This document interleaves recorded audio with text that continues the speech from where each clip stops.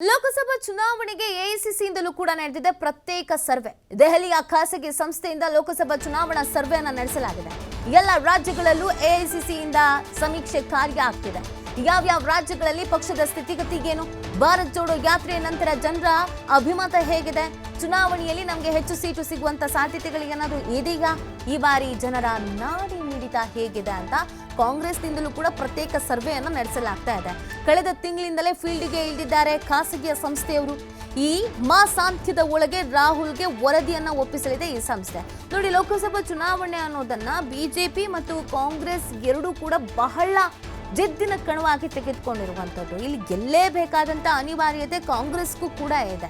So ಈಗ ಸದ್ಯ ಸ್ಥಿತಿಗತಿಗಳಿಗೆ ಏನೇನಿದೆ, ಯಾವ್ಯಾವ ರಾಜ್ಯದಲ್ಲಿ, ಯಾವ್ಯಾವ ಕ್ಷೇತ್ರದಲ್ಲಿ, ಕ್ಷೇತ್ರವಾರು, ರಾಜ್ಯವಾರು ಎಲ್ಲ ರೀತಿಯಾಗಿ ಸರ್ವೆಯನ್ನು ನಡೆಸಲಾಗ್ತಾ ಇದೆ. ಎಲ್ಲಿ ಕಾಂಗ್ರೆಸ್ಗೆ ಪ್ರಬಲವಾದಂಥ ಸ್ಥಾನಮಾನಗಳು ದೊರಕಬಹುದು, ಎಲ್ಲಿ ಕಾಂಗ್ರೆಸ್ನ ಪರವಾಗಿ ಅಲೆ ಇದೆ, ಎಲ್ಲಿ ಇಲ್ಲ, ಎಲ್ಲಿ ಹೆಚ್ಚಿನ ಎಫರ್ಟನ್ನು ಹಾಕಬೇಕಾಗತ್ತೆ, ಎಲ್ಲಿ ನಾವು ಸ್ಟ್ರಾಂಗ್ ಕ್ಯಾಂಡಿಡೇಟನ್ನು ಹಾಕಬೇಕಾಗತ್ತೆ, ಎಷ್ಟು ಸೀಟ್ ಬರಬಹುದು, ಎಷ್ಟು ನಿರೀಕ್ಷೆನ ಇಟ್ಕೋಬೇಕು, ಎಲ್ಲಿ ಹೆಚ್ಚು ಕೆಲಸವನ್ನು ಮಾಡಬೇಕು, ಇದೆಲ್ಲದ್ರ ಬಗ್ಗೆ ಸಮೀಕ್ಷೆಯನ್ನು ನಡೆಸಲಾಗ್ತಾ ಇದೆ. ಈ ತಿಂಗಳ ಅಂತ್ಯದಲ್ಲಿ ರಾಹುಲ್ ಗಾಂಧಿ ಅವರಿಗೆ ಆ ವರದಿ ಕೂಡ ತಲುಪಲಿದೆ. ಸೊ ಆ ಒಂದು ಸರ್ವೆ ವರದಿ ಹೋದರೆ ಎಲ್ಲಿ ಕಾಂಗ್ರೆಸ್ ಹೆಚ್ಚಿನದಾಗಿ ಎಫರ್ಟನ್ನು ಹಾಕಬೇಕಾಗತ್ತೆ, ಎಲ್ಲಿ ಬಿಡಬೇಕಾಗತ್ತೆ, ಎಲ್ಲಿ ಸ್ಟ್ರಾಂಗ್ ಸ್ಪರ್ಧಿಗಳನ್ನು ನಿಲ್ಲಿಸಬೇಕಾಗತ್ತೆ, ಜಾತಿವಾರು ಲೆಕ್ಕಾಚಾರಗಳಿಗೇನಿದೆ, ಪ್ರಭಾವಿಗಳ ಲೆಕ್ಕಾಚಾರ ಏನಿದೆ, ಇದೆಲ್ಲವನ್ನ ಕೂಡ ಲೆಕ್ಕ ಹಾಕಲಾಗ್ತಾ ಇದೆ. ಈ ಎಲ್ಲ ಪಕ್ಷಗಳಲ್ಲೂ ಕೂಡ ಸರ್ವೆ ನಡೀತಾ ಇದೆ.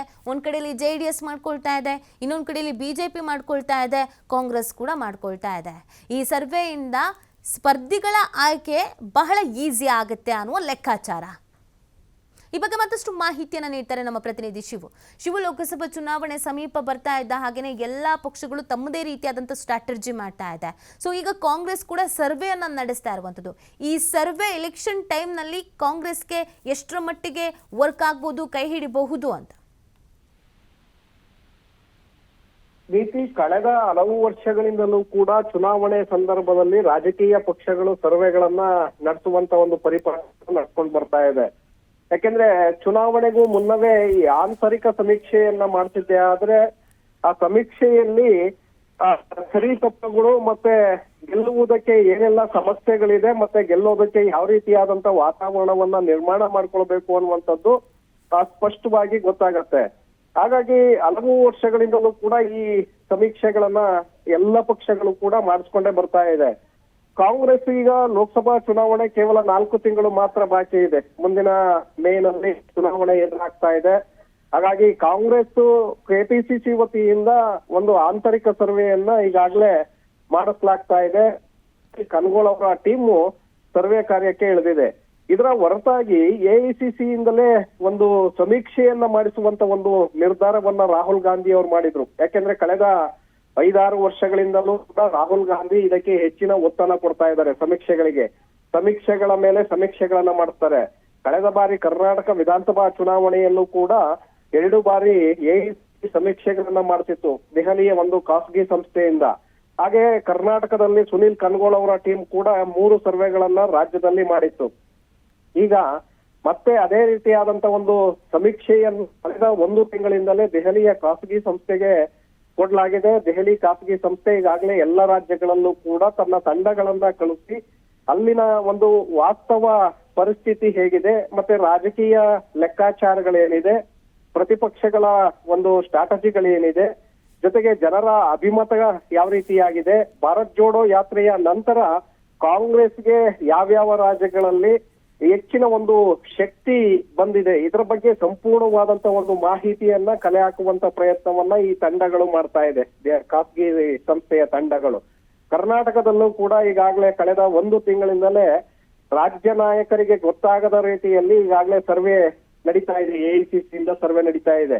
ಯಾಕೆಂದ್ರೆ ರಾಜ್ಯ ನಾಯಕರು ಮಾಡಿಸ್ತಾ ಇರುವಂತಹ ಸರ್ವೆ, AICC ಮಾಡ್ತಾ ಇರುವಂತಹ ಸರ್ವೆ, ಎರಡನ್ನೂ ಕೂಡ ತುಲನೆ ಮಾಡಿ ಯಾವುದರಲ್ಲಿ ಹೆಚ್ಚಿನ ಒಂದು ವಾಸ್ತವಾಂಶಗಳನ್ನ ಕೊಟ್ಟಿರುತ್ತೆ ಅದರ ಆಧಾರದ ಮೇಲೆ ರಾಜ್ಯದಲ್ಲಿ ಅಭ್ಯರ್ಥಿಗಳನ್ನ ಕಣಕ್ಕಿಳಿಸುವ ವಿಚಾರ ಇರಬಹುದು, ಮತ್ತೆ ರಣತಂತ್ರಗಳನ್ನ ಮಾಡುವಂತದ್ದು ಇರಬಹುದು, ಜಾತಿವಾರು ಮತಗಳನ್ನ ಸೆಳೆಯೋದಕ್ಕೆ ಯಾವ ರೀತಿಯಾದಂತ ಕಾರ್ಯಕ್ರಮಗಳನ್ನ ರೂಪಿಸಬೇಕು ಅನ್ನುವಂತ ನಿಟ್ಟಿನಲ್ಲಿ ನಿರ್ಧಾರಗಳನ್ನ AICC ತೆಗೆದುಕೊಳ್ಳುತ್ತೆ. ಯಾಕಂದ್ರೆ ಇದು ಲೋಕಸಭಾ ಚುನಾವಣೆ ಆಗಿರೋದ್ರಿಂದ AICC ಹೆಚ್ಚಿನ ಒಂದು ಗಮನವನ್ನ ಕೊಟ್ಟಿದೆ.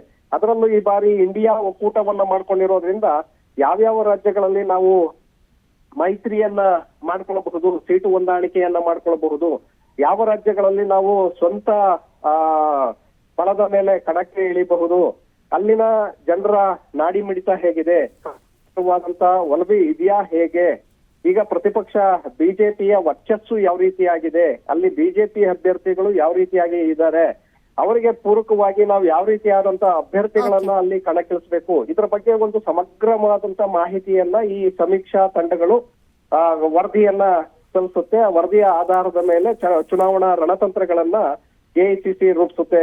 ನೀತಿ. ಓಕೆ, ಧನ್ಯವಾದ ಶಿವು ತಮ್ಮ ಡೀಟೇಲ್ಸ್ಗಾಗಿ.